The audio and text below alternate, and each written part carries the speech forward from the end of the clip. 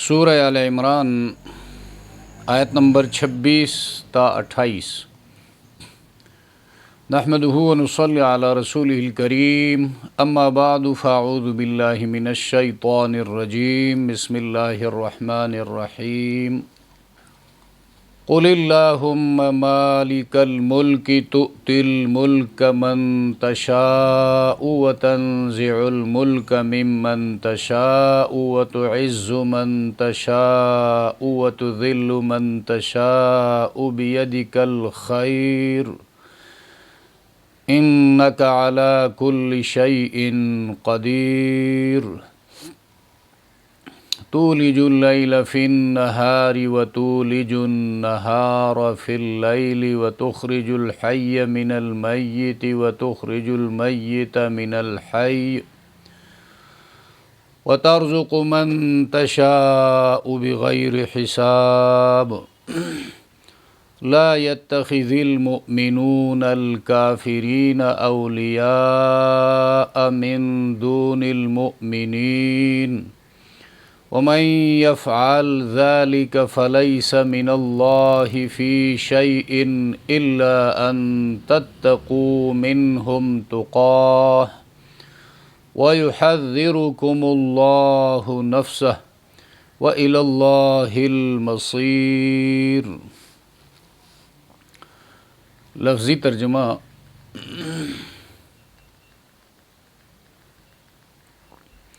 قل قول سے واحد مذکر کا صیغہ ہے، آپ کہہ دیجئے پیغمبر، اعلان کیجئے۔ اللہم، یہ اصل میں یا اللہ تھا، یا اللہم یا حرف ندا ہے، اس کو ڈراپ کیا، حذف کیا، اور اس کے عوض میں بدلے میں آخر میں میم مشدد کا اضافہ کر کے اللہم بنا لیا، اور یہ اللہ تعالیٰ کی دعا کے ساتھ مخصوص ہے۔ اور جہاں کہیں قرآن میں یہ اللہم آیا ہے، اس کے ساتھ اللہ کی کسی صفت کا ذکر ہے، جس طرح سورہ شورا میں آتا ہے اللہم فاطر السماوات والارض، سورہ یونس میں آتا ہے سبحانک اللہم۔ مالک الملک مرکب اضافی ہے، مضاف مضاف الیہ ہے، یعنی ملک کا مالک، پوری کائنات کا، دنیا و آخرت کا مختار مطلق۔ تؤتی الملک، تؤتی یا ایتا ان مصدر سے مضارع کا صیغہ ہے، واحد مذکر غائب ہے، تو سلطنت عطا کرتا ہے۔ من تشاء، مشیتن تشاء، مشیتن مصدر سے، یہ بھی مضارع واحد مذکر کا صیغہ ہے، حاضر کا، جس سے تو چاہے۔ وتنزع الملک، نزع چھین لینا، نزع سختی کے ساتھ کسی چیز کو چھین لینا، اور جس طرح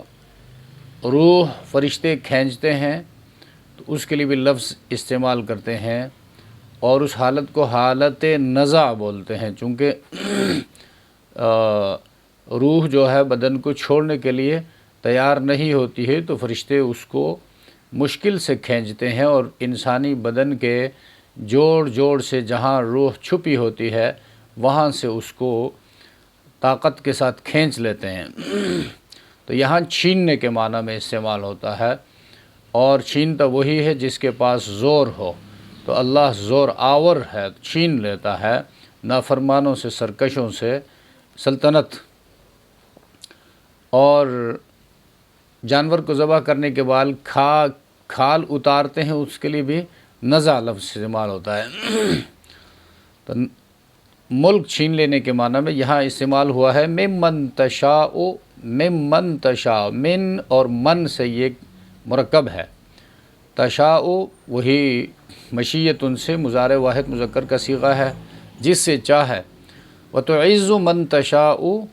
تو من تشاء، وتذل من تشاء، تعز یہ بھی واحد مذکر حاضر کا صیغہ ہے، اعز یعز اعزازاً، یہ پہلی مرتبہ لفظ آیا قرآن میں۔ تو عزت عطا کرتا ہے، غلبہ عطا کرتا ہے، من تشاء جس سے تو چاہے، وتذل یہ اذل یذل اذلالا تو ذلت دیتا ہے جس سے چاہے، بیدک الخیر ہر قسم کی بھلائی اور خیر تیرے ہی ہاتھ میں ہے، اور اس کی وجہ کیا ہے؟ کائنات کا مختار مطلق یا اللہ تو ہے، انکا علی کل شیء قدیر، انکا یقیناً ہر چیز پر تو قادر ہے۔ قدیر فعیل کے وزن پر صفت مشبہ کا صیغہ ہے، قدیر، فعیل، رحیم، کریم، یہ جتنے بھی فعیل کے وزن پر آتے ہیں، معنی اس میں معنی دائمی ہوتا ہے، ہمیشہ اللہ کی قدرت اللہ سے کبھی جدا نہیں ہوتی، ہمیشہ وہ قدیر ہے، ہمیشہ وہ کریم ہے، ہمیشہ وہ رحیم ہے، اور علی کل شیء قدیر معنی افراد ہوں یا اقوام ہوں، سب کا عروج و زوال یا اللہ تیرے قبضۂ قدرت میں ہے، اور کائنات کا ہر ذرہ تیرے حکم کی تعمیل کرتا ہے۔ تولج اللیل فی النہار وتولج النہار فی اللیل، تولج اللیل یہ تولج بھی مضارع کا صیغہ ہے، پریزنٹ ٹینس ہے، اولج یولج ایلاجن،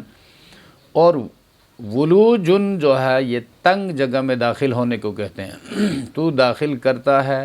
رات کو فی النہاری دن میں، وتولج النہار فی اللیل علاج سے یہ بھی مضارع واحد مذکر حاضر کا صیغہ ہے،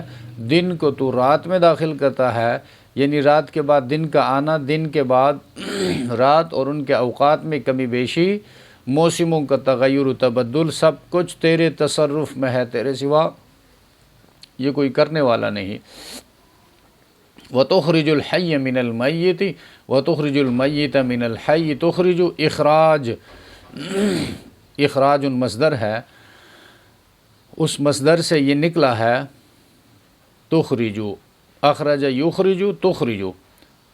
مضارع واحد مذکر حاضر کا صیغہ، تو نکالتا الحی من المیت، زندہ کو مردہ سے، وتخرج المیت من الحی، اور تو زندہ سے مردے کو نکالتا ہے، عموماً مردہ سے زندہ اور زندہ سے مردہ کے نکالنے سے نطفہ سے جاندار کا اور جاندار سے نطفہ کا پیدا کرنا مراد ہے، یعنی زندہ انسان جو ہے اور حیوانات وغیرہ کو مردہ نطفہ سے، اور نطفہ مردہ کو زندہ انسان اور حیوانات سے پیدا کرتا ہے، یہ قول امام طبری کا ہے۔ وَتَرْزُقُ مَن تَشَاءُ بِغَيْرِ حساب، ترزق رزق مصدر سے مضارع واحد مذکر حاضر، اور تو رزق دیتا ہے، من تشاء مشیۃ جس سے تو چاہتا ہے، بغیر حساب بے حد و بے شمار، یعنی رات دن کا پیدا کرنا، موسموں کے تغیرات، زندگی اور موت، تقسیم رزق، سب کچھ تیرے تصرف میں ہے، جس میں کسی اور کا کوئی عمل دخل نہیں۔ لا يتخذ المؤمنون، لا يتخذ یہ فعل نہیں ہے، واحد مذکر غائب ہے، اتخذ یتخذ اتخاذا، نہ بنائے، نہ ٹھہرائے، مقرر نہ کرے، المؤمنون اس کا واحد مؤمنون آئے گا، الکافرین واحد اس کا کافرون آئے گا، کافرین یہ آبجیکٹیو کیس میں ہے، سبجیکٹیو کیس ہو تو الکافرون آئے گا، الکافرین نہ الکافرون، اور اولیاء یہ جمع ہے، اس کا واحد ولیٌ ہے، ولی مصدر، اور اس کا مصدر آئے گا ولایتن، دوست، دوست کو ولی کہتے ہیں۔ من دون المؤمنین، دون کا معنی ہے سوائے یا چھوڑ کر، یعنی مومنوں کو نہ چاہیے کہ اہل ایمان کو چھوڑ کر کافروں کو اپنا دوست بنائیں۔ وَمَن يَفْعَلْ ذَلِكَ، اور جو کوئی یہ کام کرے گا، فَلَيْسَ مِنَ اللَّهِ، فا معنی پس، لیسا یہ فعل ناقص ہے، ماضی واحد مذکر غائب کا صیغہ ہے، اور اس سے مضارع اور امر کے صیغے نہیں آتے۔ فلیس کے معنی پس نہیں، من اللہ اس سے مراد من دین اللہ، اللہ کے دین میں سے، یا من ولایت اللہ، اللہ کی دوستی میں سے، فی شیئن، اس میں شیئن پر جو تنوین ہے، دو پیش بن ہے یا دو زیر شیئن ہے یا شیئن ہے، یہ تحقیر کے لیے، یعنی اللہ کی دوستی یا اللہ کے دین سے وہ کسی چیز میں نہیں ہے، اس کی کوئی حیثیت نہیں ہے۔ اللہ کے دین اور اللہ کی دوستی کے ساتھ اس کا کوئی تعلق نہیں ہے، الا کلمہ استثناء ہے، مگر ان تتقو، ان مصدریہ، تتقو یہ مضارع جمع مذکر حاضر کا صیغہ ہے، اتقا یتقی اتقاء، مگر یہ کہ تم اپنا بچاؤ کرو ان سے، اور تقاتن یہ وقا یقی کا مصدر ہے، اصل میں وقیتن تھا، واو تا سے بدل گئی اور یا متحرک نے الف کی صورت اختیار کر لی، کسی طرح کا بچاؤ کرنا یا کچھ بچاؤ کرنا۔ تو مفسرین نے تتقو کے معنی تخافو بھی کیے ہیں، یعنی قتل یا ایذائے عظیم کا یا بہت بڑی تباہی کا خوف ہو تو ایسی صورت میں تم ان سے بظاہر دوستی یا مصالحت کا اظہار کر سکتے ہو۔ وَيُحَذِّرُكُمُ اللَّهُ نَفْسَهُ، يُحَذِّرُ مضارع واحد مذکر غائب، حذر یحذر تحذیر، کسی خوفناک امر سے بچنے کو حذر کہتے ہیں۔ حذر کم جمع ضمیر ہے اور مذکر ہے حاضر ہے، نفسہ اس سے مراد اپنی ذات سے، عقاب نفسی ہی ہے، اصل میں نفس کی اضافت اللہ کی طرف ہے، اس سے مراد ذات حق ہے، اور اللہ تم کو اپنی سزا سے ڈراتا ہے، مطلب یہ کہ تمہارے دلوں میں کفار کے خوف اور ڈر سے زیادہ اللہ کا خوف ہونا چاہیے۔ تو بعض کے نزدیک یہ نفسہ کی اضافت یہ اللہ کی ملک کی اضافت ہے، ملک یعنی اللہ تمہارے نفسوں کا بھی مالک ہے، تو تمہارے نفوس جو ہیں یہ بھی مملوک ہیں، تو اس سے مراد انسانی نفس امارہ ہے، یعنی اللہ تعالیٰ تمہیں نفس امارہ سے ڈراتا ہے کہ اس کے پیچھے پڑ کر کفار کے ساتھ مسلمانوں کے خلاف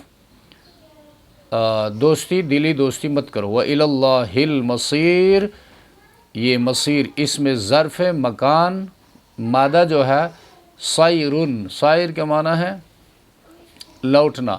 مصیر لوٹنے کی جگہ، صار یصیر سیرن،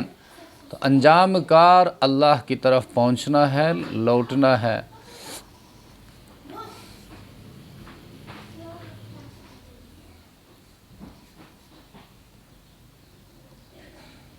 اب ان آیات میں قُلِ اللَّهُمَّ مَالِكَ الْمُلْكِ تُؤْتِي الْمُلْكَ مَن تَشَاءُ، مکہ مکرمہ جب فتح ہوا تو نبی کریم صلی اللہ علیہ وسلم نے اہل ایمان کو خوشخبری سنائی، بشارت دی کہ اللہ تبارک و تعالیٰ فارس و روم کی سلطنتیں بھی تمہارے بس میں کر دیں گے۔ تو ادھر جو مشرکین تھے اور منافقین تھے انہوں نے مذاق اڑانا شروع کر دیا کہ یہ لوگ جو ہیں تعداد میں اتنے ہیں اور اتنے کمزور ہیں اور سپر پاور کی باتیں کر رہے ہیں، ان کے ساتھ ٹکر لینے کی باتیں کر رہے ہیں، یہ تو بالکل ناممکن بات ہے۔ تو نبی کریم صلی اللہ علیہ وسلم نے یہ آیتیں پڑھ کر سنائیں۔ قُلِ اللَّهُمَّ، اللہ نے اپنے نبی سے فرمایا پیغمبر اہل ایمان سے کہہ دیجئے اللہم مالک الملک، تو یہ بشارت مومنین ہے بعنوان مناجات، دعا کے عنوان سے اللہ نے خوشخبری سنائی، اور ہمت کے ساتھ، تیاری کے ساتھ اللہ کی رحمت سے، یعنی اچھے سے اچھے کی امید رکھنی چاہیے، اس لیے کہ اللہ اچھے سے اچھا عطا کرنے پر، مشکل سے مشکل کو آسان کرنے پر اور طاقتور سے طاقتور کو زیر کرنے پر قادر ہے۔ اللہ کے سامنے کوئی سپر طاقت نہیں ہے، اللہ کے سامنے اسباب کی کوئی حیثیت نہیں ہے، وہ اسباب کا خالق ہے، وہ سپر طاقتوں کا خالق ہے۔ لہٰذا ایمان مضبوط کر کے اس کے ساتھ تیاری کر کے اللہ سے دعا مانگو، اللہم مالک الملکی، اے اللہ، اے ملک کے مالک، ہر ملک تیرا ملک ہے، کل کائنات تیرا ہے، تو تل ملک کا تو دیتا ہے سلطنت، من تشاء جسے تو چاہتا ہے، وتنزع الملک اور چھین لیتا ہے، لے لیتا ہے، الملک حکومت، ممن تشاء جس سے تو چاہتا ہے۔ تو اللہ کیوں چاہتا ہے اور دیا کیوں تھا؟ اللہ دیتا ہے، دینے پر قادر۔ اس آیت سے یہ معلوم ہوتا ہے جس طرح اللہ دینے پر قادر ہے اسی طرح اللہ چھیننے پر بھی قادر ہے، لیکن چھینتا اس وقت ہے اللہ تبارک و تعالی جب بندے نافرمانی پہ اتر آئے اور بندوں پر ظلم کرے اور اللہ کی زمین میں فساد پھیلانا شروع کرے، تو اس وقت اللہ تبارک و تعالی اپنی زمین میں فساد کو دیکھنا نہیں چاہتا، اس سلطنت کو چھین لیتا ہے، اور یہ فساد ظلم کی صورت میں ہوتا ہے۔ حضرت علی رضی اللہ تعالیٰ عنہ کا ایک قول ہے، الملک یبقی مع الکفر ولا یبقی مع الظلم، بادشاہت سلطنت قائم رہ سکتی ہے کفر کے ساتھ۔ کسی ملک میں کافر بادشاہ ہو لیکن اللہ کے بندوں کے ساتھ اس کا رویہ درست ہو اور نیک سلوک کرتا ہو، اللہ کے بندوں کے ساتھ انصاف سے پیش آتا ہو، اور اس ملک کی عدالتیں فیصلے صحیح کرتی ہوں اور مظلوم کی فریاد رسی ہوتی ہو، تو اللہ اس کافر بادشاہ کو دوام عطا کرتا ہے۔ ولا یبقی مع الظلم، اور ظلم کے ساتھ مسلمان کی بادشاہت بھی باقی نہیں رہ سکتی۔ مسلمان ہو لیکن بادشاہ ہے، ظالم ہے، غیر منصف ہے اور لوگوں کے ساتھ سختی کرتا ہے، مظالم پہ اتر آیا ہے، تو ایسے مسلمان بادشاہ کو اللہ پنپنے نہیں دیتے، اس کو بہت جلد سلطنت سے محروم کر دیتے ہیں۔ تو یہاں پر بھی پہلے درسوں میں اسی صورت کے بتایا جا چکا ہے، وہ وفد نجران کا یہ ریفرنس ٹو دی کنٹیکسٹ ہے، چونکہ ان آیتوں میں جب ہم دیکھتے ہیں، غور و فکر کرتے ہیں، تو وہاں تک آیت نمبر 83 تک وفد نجران کے ساتھ مناظرے کی باتیں ہیں، تو کسی نہ کسی صورت میں وفد نجران کے حوالے سے بات ان آیتوں میں ہوتی ہے۔ تو وفد نجران کا جو لیڈر تھا ابو حارثہ بن علقمہ، اس نے کہا تھا کہ ہم محمد صلی اللہ علیہ وسلم پر ایمان لائے تو روم کے بادشاہ جو ہماری عزت اور مالی خدمت کرتے ہیں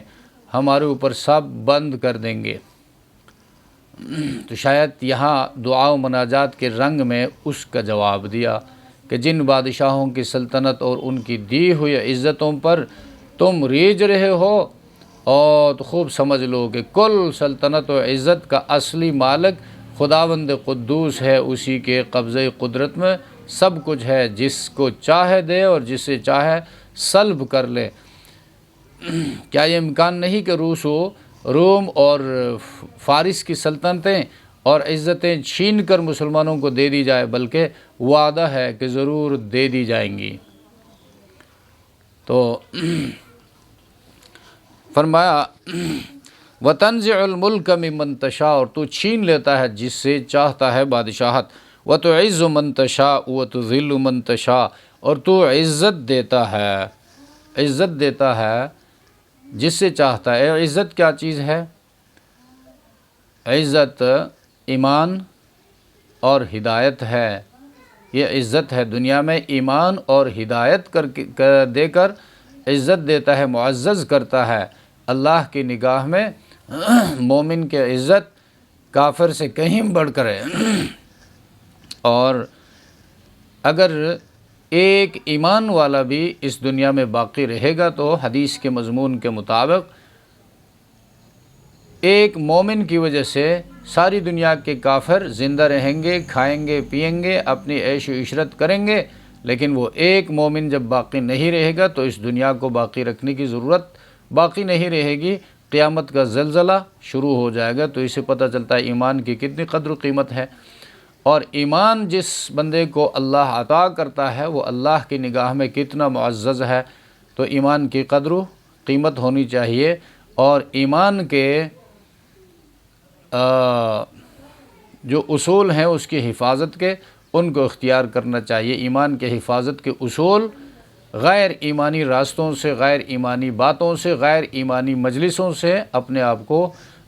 بچانا ہے، محفوظ رکھنا ہے۔ تو اللہ دنیا میں ایمان عطا کر کے، ہدایت دے کر معزز کرتا ہے۔ حدیث میں نبی کریم صلی اللہ علیہ وسلم نے فرمایا ان اللہ یعطی الدنیا لمن یحب ولمن لا یحب ولا یعطی الدین الا لمن یحب۔ اللہ دنیا اس کو بھی دیتا ہے جس کو پسند کرتا ہے، اس کو بھی دیتا ہے جس کو پسند نہیں کرتا، یعنی کافر مومن دونوں کو دیتا ہے۔ ولا یعطی الدین الا لمن یحب، اور دین نہیں دیتا مگر اس کو جس کو پسند کرتا ہے، محبوب رکھتا ہے۔ تو دینداری اللہ کی محبوبیت کی علامت ہے۔ وَتُذِلُّ تُعِزُّ مَن تَشَاءُ، اسی طرح اب سب سے بڑی نیکی یہی توحید ہے، اور پھر اس کے نیچے حلال رزق عزت دیتا ہے، اب جس کو چاہے حلال رزق کے ساتھ، حرام سے اس کو بچاتا ہے۔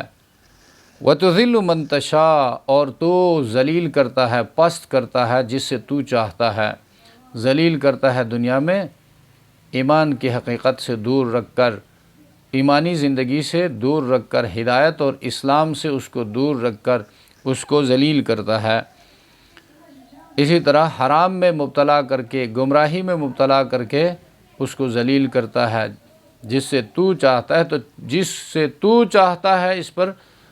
سوچنا چاہیے کس کو اللہ چاہتا ہے۔ ایمان بھی کان سے پکڑ کر نہیں دیتا ہے، بلکہ وَيَهْدِي إِلَيْهِ مَن يُنِيبُ، جو اللہ کی طرف میلان دکھاتا ہے، جو اللہ کی طرف متوجہ ہوتا ہے، اللہ اس کو ہدایت کی دولت سے نوازتا ہے۔ اور جو گمراہی کے راستوں پہ چلتا ہے اور اللہ کی طرف رجوع نہیں کرتا تو اللہ اس گمراہی کے راستوں پہ چلنا اس کے لیے آسان فرماتے ہیں۔ تو آخر کار ان راستوں پہ چل کر، ان اسباب کو اختیار کر کے بندہ گمراہی کا، کفر کا، شرک کا اتنا خوگر ہو جاتا ہے کہ اللہ تبارک و تعالی نتیجے کے طور پر اس کے دل میں اس کفر کو، شرک کو، گمراہی کو پیدا کرتا ہے۔ من تشاء مطلب یہ ہے بیدک الخیر، اے اللہ تیرے ہاتھ میں تمام خیر ہے۔ خیر فائدے کی باتوں کو کہا جاتا ہے، تمام خیر اللہ کے ہاتھ میں ہے۔ تو ایک تو یہاں پر یہ ہے کہ بیدک الخیر، خیر اللہ کے ہاتھ میں ہے، اور شر بھی اللہ کے ہاتھ میں ہے۔ اس میں ایمان مفصل میں ہم پڑھتے ہیں وَالْقَدْرِ خَيْرِهِ وَشَرِّهِ مِنَ اللَّهِ تعالی، اور خیر اور شر دونوں اللہ کی طرف سے ہیں۔ کیوں؟ پیدا کرنے والا، ان کا خالق، خیر اور شر کا خالق اللہ ہے۔ تو یہ شر جو ہے وہ شر بھی بندوں کے نسبت سے شر ہے، اللہ کے نسبت سے کوئی چیز شر نہیں ہے۔ اللہ نے جتنی چیزیں دنیا میں پیدا کی ہے، ادھر ایمان کو پیدا کیا، ہدایت کو پیدا کیا، کفر کو، سب کو اللہ نے پیدا کیا۔ تو یہ اللہ کی پیدا کی ہوئی چیزیں ہیں، اور بندوں کے لیے اس میں حکمتیں پوشیدہ ہیں۔ اور بندے جب کسب کرتے ہیں تو اس کسب کے حوالے سے وہ شر ہیں۔ اب بندہ جب کفر کماتا ہے، بندہ جب چوری کرتا ہے، بندہ جب ڈاکہ ڈالتا ہے، بندہ جب منافقت کرتا ہے تو اس سے نتیجہ جو ہے غلط نکلتا ہے، اور زمین میں فساد پھیلتا ہے، لوگ آپس میں جھگڑ پڑتے ہیں، مشت و گریبان ہو جاتے ہیں، تو اس حوالے سے یہ شر ہے۔ اور پھر دوسری بات یہ ہے کہ شر جو ہے وہ شر کا ذکر یہاں پر قرآن کریم نے نہیں کیا، اس لیے کہ دنیا میں کوئی چیز ایسی نہیں جو 100% شر ہو۔ اس لیے کوئی بھی اگر ہم ظاہری نگاہ میں دیکھیں، کفر اگر شر ہے تو اس میں خیر بھی ہے۔ کس طرح مسلمان کافر کو دعوت دیتا ہے تو مسلمان کو دعوت کا اجر ملتا ہے، اور کفار پر اتمام حجت ہو جاتا ہے، تو اس کا پیدا کرنا بھی اس پہلو سے خیر ہے کہ مسلمان کو دعوت کا موقع مل گیا، اور پھر اس کے کفر کو دیکھ کر اسلام اور ہدایت کی خصوصیات سامنے آ جاتی ہیں، امتیازات سامنے آ جاتے ہیں۔ ایک مسلمان، ایک انسان سمجھ جاتا ہے کہ یہ کافر ہے، یہ مومن ہے، یہ کافرانہ صفات ہیں، یہ مومنانہ صفات ہیں، تو اس حوالے سے بھی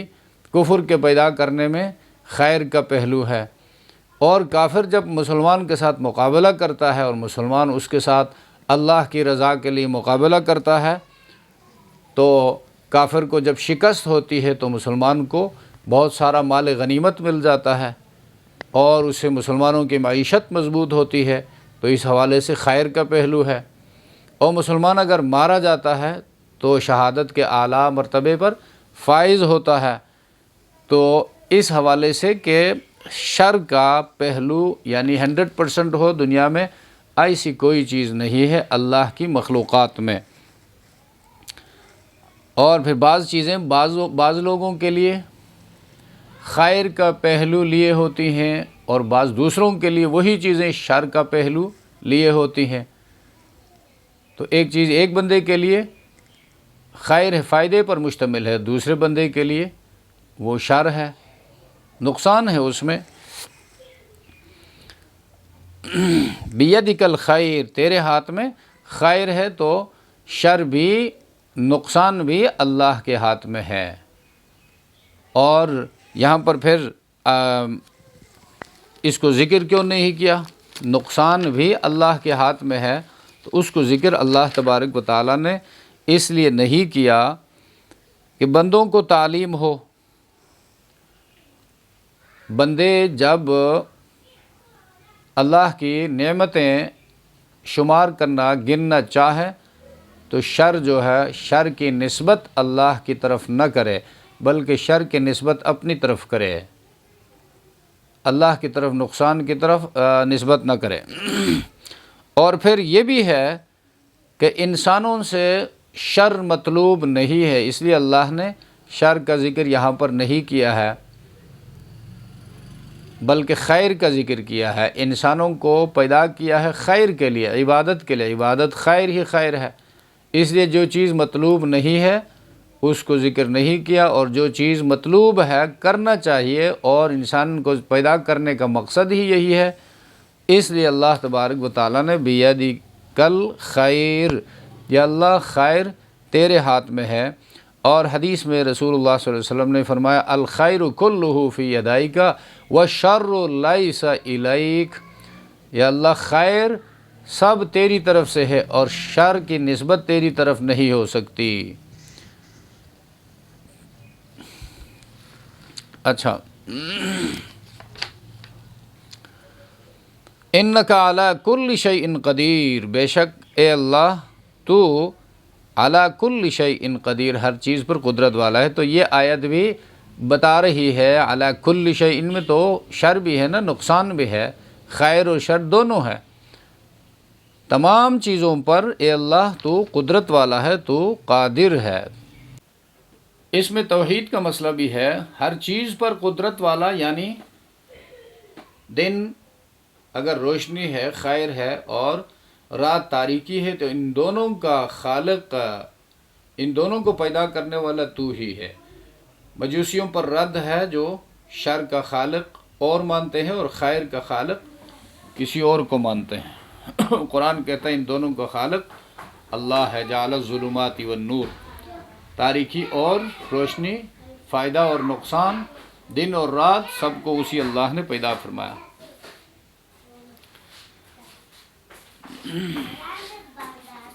تولج اللیل فی النہار وتولج النہار فی اللیل، یہ دلیل عقلی ہے،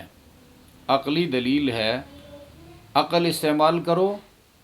اللہ کی دی ہوئی اسباب علم جو ہے، آنکھیں ہیں، کان ہے، زبان ہے، ان کو استعمال کرو۔ یہ کتنی بڑی دلیل ہے قدرت کی، اللہ تبارک و تعالیٰ کے وجود کی، اور پھر تصرف کی کہ اللہ نے کائنات کو پیدا کر کے کسی کے حوالے نہیں کیا ہے، خود ہی چلا رہا ہے۔ اور بڑی دلیل یہ ہے تولج اللیل فی النہار، داخل کرتا ہے تو رات کو دن میں، رات کو دن میں داخل کرتا ہے تو راتیں چھوٹی، دن لمبے ہو جاتے ہیں۔ لیکن ایک بات یہاں پر یہ ہے کہ اب یہ چیز تو ہماری نظر سے بھی روز گزرتی ہے، ہم روز اس کا مشاہدہ کرتے ہیں، رات کو ہم سوتے ہیں، دن کو جاگتے ہیں، کماتے ہیں، پڑھتے ہیں، پڑھاتے ہیں، اور رات کو پھر آرام کرتے ہیں، لیکن اس پر غور نہیں کرتے ہیں۔ تو ایک چیز معمول میں آنے کی وجہ سے اس کی طرف سے بے پرواہی ہو جاتی ہے، بندہ غافل ہو جاتا ہے۔ حالانکہ اللہ فرماتا ہے دن اور رات یہ میری قدرت کے بڑے دلائل میں سے ہیں، عقل استعمال کرو تو تمہاری سمجھ میں آ جائے گا۔ تولج اللیل فی النہار، داخل کرتے ہیں آپ رات کو دن میں، وتولج النہار فی اللیل، اور داخل کرتے ہیں آپ دن کو رات میں، تو راتیں لمبی، دن چھوٹے ہو جاتے ہیں۔ جس طرح سردیوں میں ہوتا ہے، اور دن لمبے، راتیں چھوٹی ہوتی ہیں، جس طرح گرمیوں میں ہوتا ہے۔ وَتُخْرِجُ الْحَيَّ مِنَ الْمَيِّتِ، تو یہ آفاقی دلائل تھے، آفاقی۔ رات اور دن کا تعلق آفاق کے ساتھ ہے، پوری دنیا کے ساتھ ہے، اور عالم بالا اور عالم زیرین دونوں کے ساتھ ہے۔ تخرج الحی من المیت، تو پیدا کرتا ہے حی زندہ کو، من المیت مردہ سے، زندہ کو مردہ سے پیدا کرتا ہے۔ مثلا چوزا ہے، اس کو انڈے سے پیدا کرتا ہے، یا زندہ کو مردہ سے، نطفہ مردہ ہے اور اس نطفے سے جاندار کو پیدا کرتا ہے، یا کافر مردہ ہے اسے مسلمان پیدا کرتا ہے۔ وَتُخْرِجُ الْمَيِّتَ مِنَ الْحَيِّ، اور تو پیدا کرتا ہے مردے کو زندہ سے، مسلمان زندہ ہے اسے کافر پیدا ہوتا ہے۔ آزر سے ابراہیم کو پیدا کیا، اور وہ آزر مردہ ابراہیم اللہ کے خلیل زندہ اس کی مثال ہے۔ اور نوح علیہ السلام اللہ کے پیغمبر ہیں، اسے کنعان کو پیدا کیا، بڑا مشرک تھا، یہ اللہ کی قدرت ہے۔ وَتَرْزُقُ مَن تَشَاءُ بِغَيْرِ حساب، اور ترزق، اور تو رزق دیتا ہے۔ اب اس رزق میں یہ ساری چیزیں داخل ہیں، اور رزق کے حصول میں پھر ان تصرفات کا دخل ہے، راتوں کا دخل ہے، دنوں کا دخل ہے۔ تو راتیں لمبی، دن چھوٹے، دن لمبے، راتیں چھوٹی، کبھی گرمی کبھی سردی، اور گرمی کتنی چاہیے، سردی کتنی چاہیے، یہ سب کچھ اللہ کے علم میں ہے، اور یہ سب رزق میں پھر داخل ہے۔ ترزق من تشاء، ہدایت، ضلالت، گمراہی، علم اور اولاد، یہ ساری چیزیں رزق میں داخل ہیں۔ ترزق من تشاء، اور تو رزق دیتا ہے جس سے تو چاہتا ہے، بغیر حساب، بے شمار۔ ایک ترجمہ بغیر حساب کا بے شمار ہے، اور ایک ترجمہ بغیر حساب کا بلا مشقت۔ اب یہ سورج کی روشنی جو ہے یہ رزق ہے، لیکن ہم نے کوئی اس کے لیے مشقت نہیں اٹھائی ہے۔ چاند کی چاندنی رزق ہے، اور جسے پھلوں میں رنگ آتا ہے، رنگ بھرتا ہے، لیکن ہم نے کوئی مشقت نہیں اٹھائی ہے۔ اور ستاروں کی روشنی رزق ہے، جن سے پھلوں میں ذائقہ پیدا ہوتا ہے، ہم نے کوئی مشقت نہیں اٹھائی ہے، بغیر حساب۔ اور ہماری صحت رزق ہے، ہم نے کوئی مشقت اس کے لیے نہیں اٹھائی ہے۔ لا يتخذ المؤمنون الکافرین، نہ بنائیں مومنین منکرین کو، اولیاء من دون المؤمنین، اولیاء دوست من دونی مانا ورے سوائے چھوڑ کر مومنین کو، یعنی دوست ورے مومنین کے، مومنین کے سوا کافروں کو دوست نہ بنائے۔ ومن یفعل ذالک، اور جو کوئی کرے گا یہ کام، فلیس، تو نہیں وہ، من اللہ، اللہ سے، فی شیء، کسی چیز میں، الا ان تتقوا، مگر یہ کہ ڈرو تم، منہم تقاتن، ان سے کچھ ڈرنا، ویحذرکم، اور خبردار کرتے ہیں تم کو، اللہ، اللہ، نفسہ، اپنی ذات سے، وإلی اللہ المصیر، اور اللہ کی طرف لوٹنا ہے۔ اب یہاں پر یہ مسئلہ جو ہے، یہ آیت اور یہ مضمون آگے چل کر سورہ مائدہ میں بھی آئے گا اور سورہ نساء میں بھی آئے گا۔ کفار کے ساتھ تعلقات، اب یہ آیت اس حوالے سے دین اسلام کی جامعیت کی دلیل ہے کہ تمام ازمنہ کے لیے ہے دین اسلام، اور قیامت تک کے لیے ہے، تمام نسلوں کے لیے ہے، تمام بر اعظموں کے لیے ہے۔ تو اب جب پوری دنیا کے لیے ہے، قیامت تک کے لیے ہے، تو دنیا میں کفار بھی ہوں گے، اللہ کے نافرمان لوگ بھی ہوں گے، تو ان کے لیے بھی اس میں سبق ہونا چاہیے۔ تو اور مسلمان بھی ہوں گے، تو ان مسلمانوں کا ان کافروں کے ساتھ کس قسم کا تعلق ہوگا، اور کس قسم کا تعلق رکھنا جائز ہوگا، ایمان کو نقصان نہیں پہنچائے گا وہ تعلق، اور کس قسم کا تعلق وہ ہوگا جس سے اہل ایمان کے ایمان کو نقصان پہنچے گا۔ تو ایمان بڑی قیمتی چیز ہے، تو اللہ نے اس تعلق سے بھی مومنین کو روکا جو ان کے ایمان کو نقصان پہنچائے۔ اب اس آیت میں اس تعلق کو بیان کیا گیا ہے اور اس کو سمجھنا ضروری ہے۔ تعلق کے حوالے سے 4 قسم کے تعلقات ہیں، یعنی مومنین اور کفار کے درمیان تعلقات 4 قسم کے ہیں۔ پہلا جو ہے اس کو موالات کہا جاتا ہے، اولیاء لفظ جو استعمال ہوا آیت کے اندر، اولیاء، ولی، موالات، مودت بھی اس کو کہتے ہیں، دلی ہمدردی، دلی دوستی کا تعلق، کارڈیل فرینڈ شپ اس کو کہا جاتا ہے، اور یہ کسی حال میں کسی مقصد سے بھی جائز نہیں ہے، کیونکہ دلی دوستی مفسرین فرماتے ہیں یہ رنگ لاتی ہے، اور نتیجہ جو ہے ہمیشہ، منطق کا قانون ہے، نتیجہ ہمیشہ ارذل کے تابع ہوتا ہے، جو کم درجے کا ہے نتیجہ اس کے تابع ہوتا ہے۔ اب اس کی مثال دیکھیں،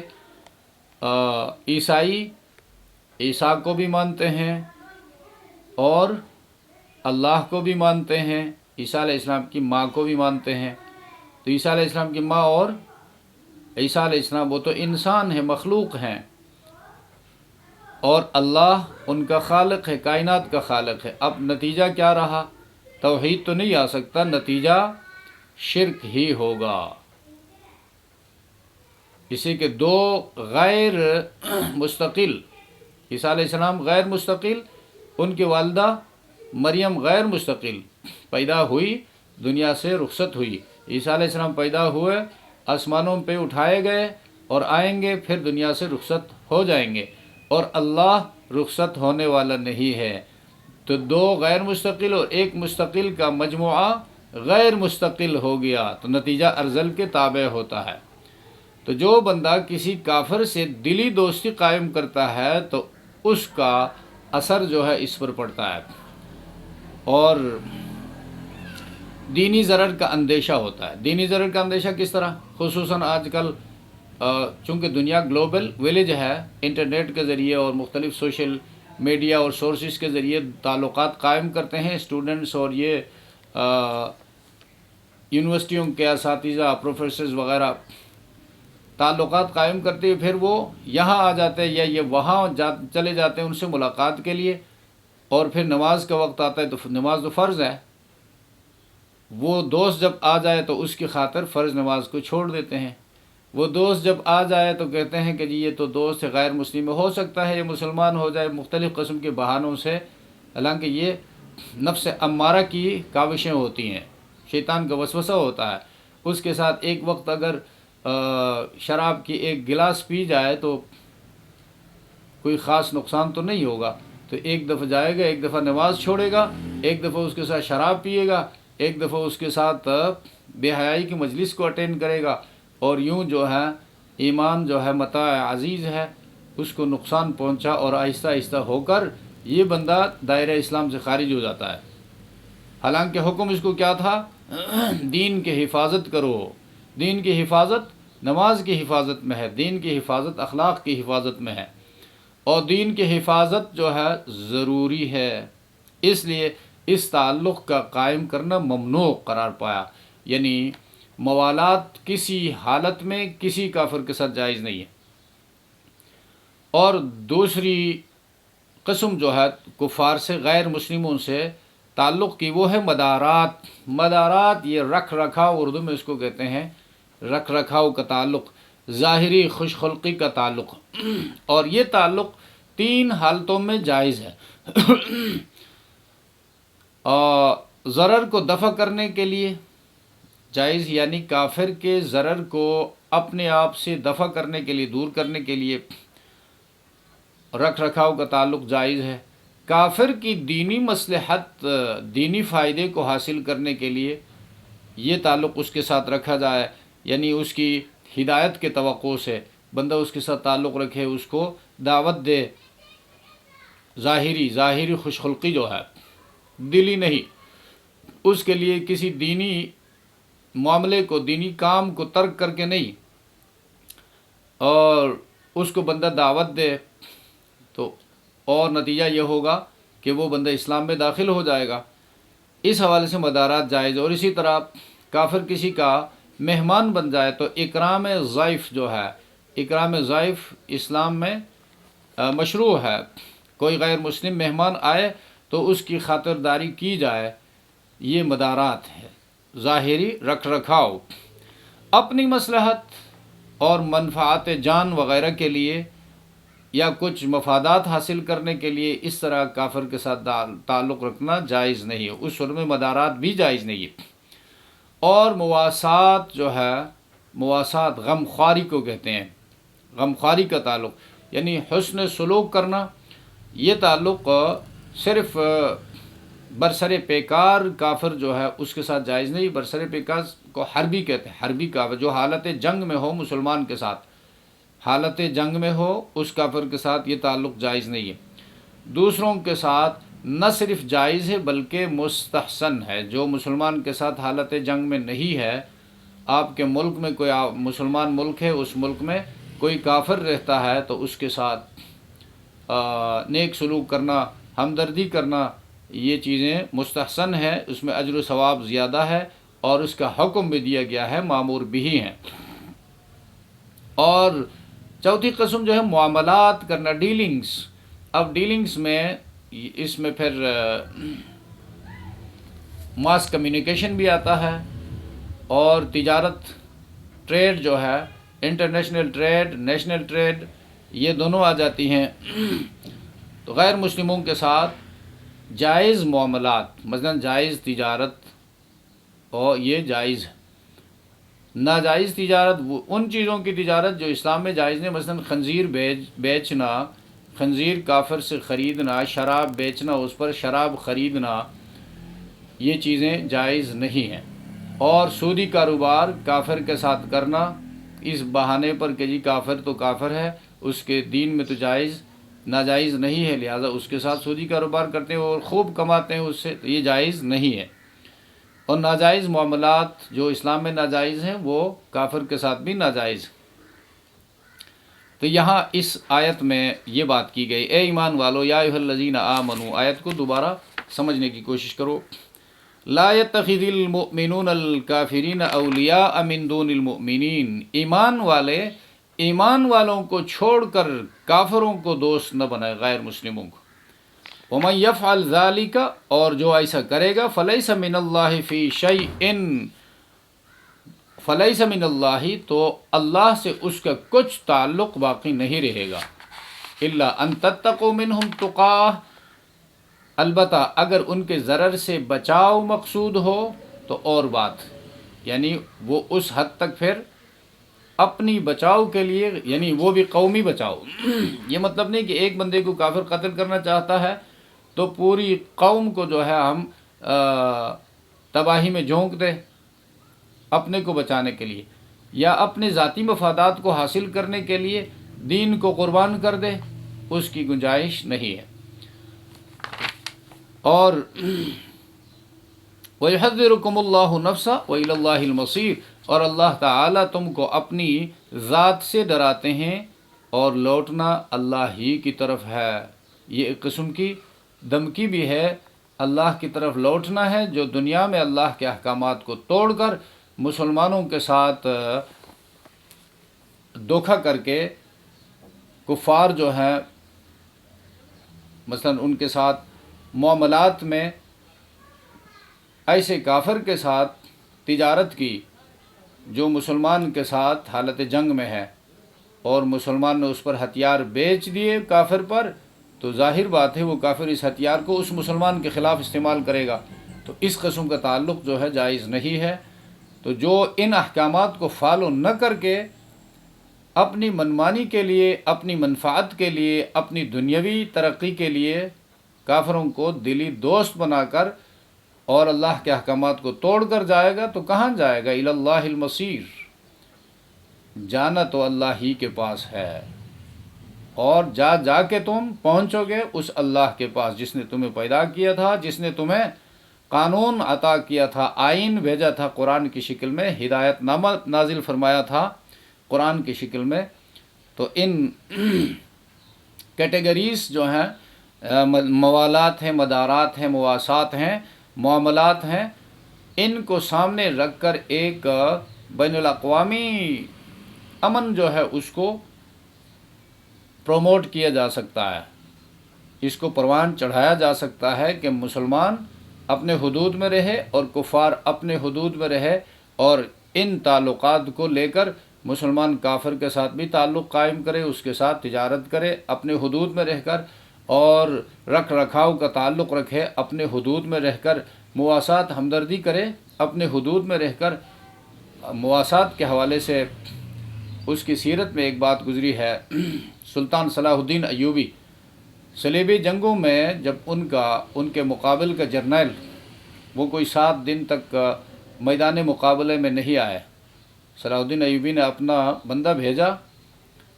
کہ جرنیل صاحب مقابلے کے لیے کیوں نہیں آتے ہیں، تو ان کو بتایا گیا جرنیل صاحب بیمار ہیں۔